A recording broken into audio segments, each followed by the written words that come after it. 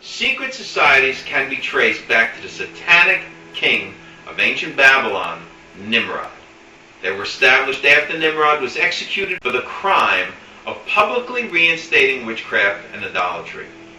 To preserve the satanic worship and to achieve the overthrow of the hated system which had destroyed Nimrod, a secret system of Satanism had to be established. Through secret societies, the Babylonian system of Satanism was preserved. From this system, the Antichrist will arise and will seek to destroy, as has been the plan from the beginning. At this point, the entire world will be covered over by the public reinstitution of the ancient Babylonian system of Satan worship. We are very close to this occurrence today, folks. Thus, we should not be surprised to realize that God identifies the system of Antichrist in the book of Revelation as Mystery Babylon, chapter 17. God is very literal and precise in his prophecies because he dwells outside of our time and space continuum. Okay. The Babylonian mysteries then spread to Egypt. You see, these things didn't start in Egypt. They spread to Egypt. Okay? With the story of the death of Nimrod, and retold is the story of Osiris. Most of the key legends of which the occultic mysteries are comprised have been retold in many cultures, and always with names and places unique to the specific culture. In this way, Satan quite successfully spread his false system throughout the world, capturing the minds and hearts of the key leaders in each country. Okay, what are some common characteristics of secret societies and their leaders?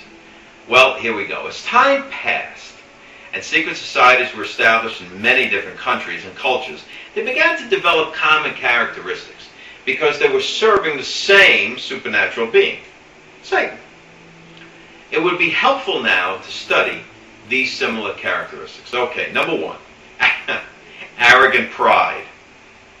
Members of secret societies have always been invited to join, thus creating a membership which considered itself to be exclusive, separate, and superior to the rest of the people of society. This arrogant attitude was further enhanced by the teaching that hidden spiritual and temporal knowledge existed to only be revealed to the few adepts or wise men, as they call themselves. These wise men believed that these mysteries were incapable of comprehension by the common, the vulgar masses of people. In fact, this arrogance was so common among these secret society wise men that they began the process of actually teaching falsehood to the common people, reserving the true spiritual and temporal knowledge only for themselves. We must be very clear on this point.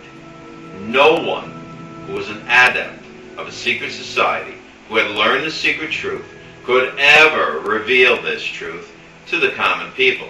The penalty for such revelation to the common people was death, a most extreme and painful death. Now, I want you to keep this fact in mind, for it's going to have a great significance.